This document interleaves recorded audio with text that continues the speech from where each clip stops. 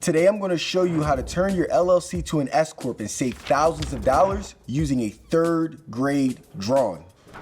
Now, I'm Prince Donnell, founder of Jumping Jack Tax, and we help business owners save thousands of dollars plus educate you on how tax strategies work, aka taxes made easy. Let's get into it. So, this is Don.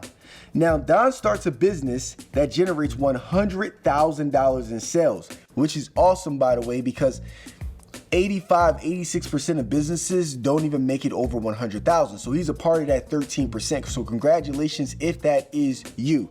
Now, out of that $100,000 in sales, he ends up with a net profit of $60,000. After expenses, of course, your everyday expenses that you're paying for to be able to run the business. He's netting $60,000. That's how much he kept. Now with that, yes, he feels amazing because he's like, man, I just had an amazing year. This is my second year in business, and I really did this thing. Now, Don has an LLC, which is also called a limited liability company. People start LLCs for legal protection purposes. So in the event that you are sued by a customer because they ate some food and their stomach started to hurt, this LLC protects your personal assets from being on the line in a lawsuit. All right, so he starts this LLC. He's very smart, limited liability company. Now the IRS knocks on his door and they're like, hey, you know what? You owe us federal taxes of 22%, which is $13,000, right? And he's paying the actual taxes on the net profits that are here, right? So you owe us federal taxes of 22%, $13,000, and you also owe us SE tax, which is 15.3%, which is $9,000. Now Don's like, well, what the heck is SE tax? I've never heard of this before. I mean, I pay federal taxes, of course, through my employer, but SE tax. Well, SE tax is called self-employment tax. Now, let's break down how that works. As a small business owner that is an LLC and being taxed as a disregarded entity and not a corporation, and let me just stop here. If you're not being taxed as an S Corp or a C Corp, which you would have had to do, you would have had to file paperwork, then more than likely you're being taxed as a disregarded entity. With that, you are required to pay self-employment tax on your profits. Now, what is self-employment tax, might you ask? Well, number one, you're paying Social Security, which is 12.4%, and you're paying Medicare, which is 2.4%, and that equals out to a total of 15.3% in self-employment tax that you have to pay on your profits. Basically, it's like this. If you currently work at a job, then you're paying half of the actual Social Security and Medicare of that 15.3%. So you're paying 7.65, and your employer is paying the other 7.65, which equals a total of 15.3%. But when you actually become self-employed, you're required to pay the full 15.3% that your employer and you would have paid if you were working a job, right? So you're paying that full 15.3 on your profits. So Don's like, well, that's extremely unfair. Why do I have to pay 15.3% on all of my profits? So Don ends up calling a Jumping Jack tax representative, and he's like, hey, how do I get rid of this 15.3% of self-employment tax? So we're like, hey, we're glad you asked. So one of the things we told Don to do was, hey, move your LLC over to be taxed as an S Corp.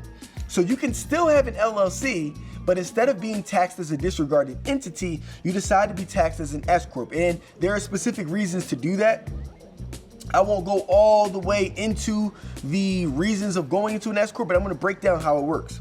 So we told Don to be taxed as an S Corp. Now, here's how it worked. Now, his business, that same $60,000 in profit that he has, he can decide to distribute that $60,000 through his S Corp.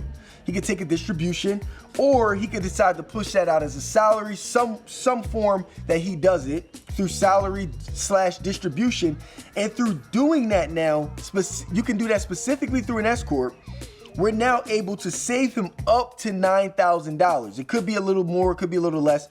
We're able to save him up to $9,000 in taxes by bypassing the self-employment taxes that he would have had to pay through having an LLC that's being taxed as a disregarded entity. Through moving it to an S Corp, he could distribute the funds, that's those same profits, bypassing the actual self-employment tax, which saves him up to $9,000.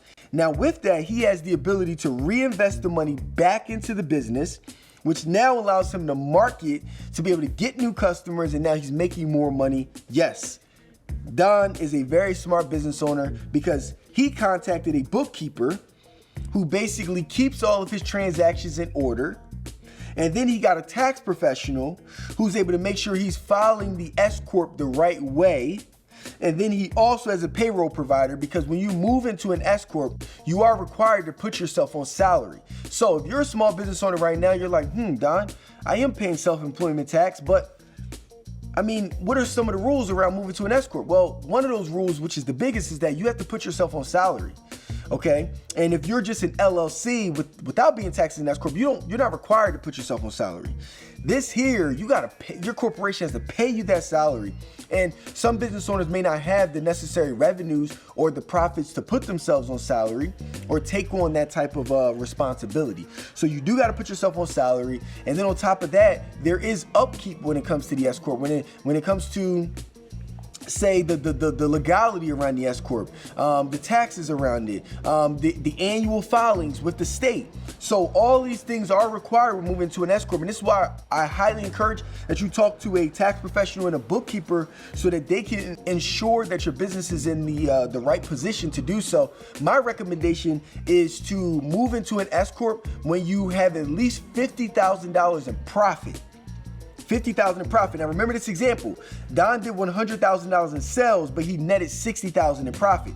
So not if you're doing 100K in sales. If you're doing 50 to 60K in profit, then I would suggest doing that, because the self-employment taxes become so high that you now are in the right position to be able to move into an S Corp to save after all the fees of maintaining an S Corp and everything is associated with that.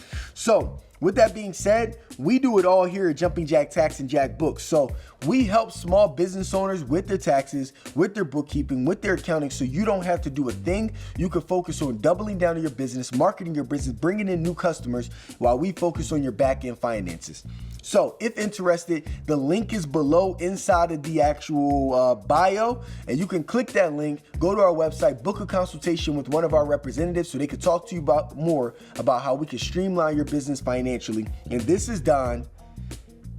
Here's how he was able to take his LLC, have it be taxed as an S Corp, save up to $9,000 in taxes, and continue to flourish in his business. I'm Prince Donnell, founder of Jumping Jack Tax, where we help small business owners maximize on the amount of money that they are saving with the IRS. And we also educate business owners so we can make taxes easy. See you next video.